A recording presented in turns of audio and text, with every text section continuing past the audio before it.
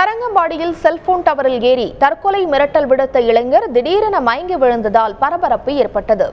நாகை மாவட்டம் தரங்கம்பாடியைச் சேர்ந்த சாமிநாதன் என்பவர் தனியார் பள்ளியில் உடற்கல்வி ஆசிரியராக பணியாற்றி வருகிறார். இவரை பொறையார் பகுதியில் உள்ள தனியார் கல்லூரி முதல்வர் ஒருவர் பல லட்சம் ரூபாயை ஆன்லைன் வர்த்தகத்தில் ஏமாற்றியதாக கூறப்படுகிறது. இதுகுறித்து பொறையார் காவல் நிலையத்தில் சுவாமிநாதன் புகார் அளித்ததாக தெரிகிறது.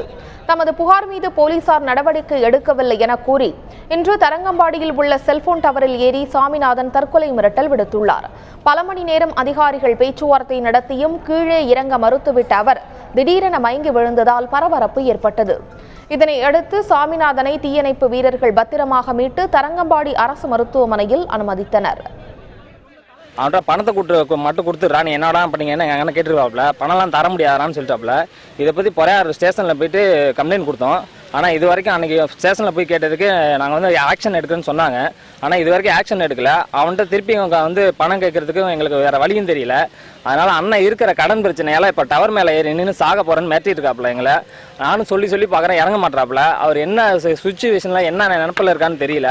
இப்போ வீட்டை விட்டு வெளியும் போக முடியல. எங்களுக்கு கடன் பிரச்சனை ஏகப்பட்ட பிரச்சனையாக இருக்குது.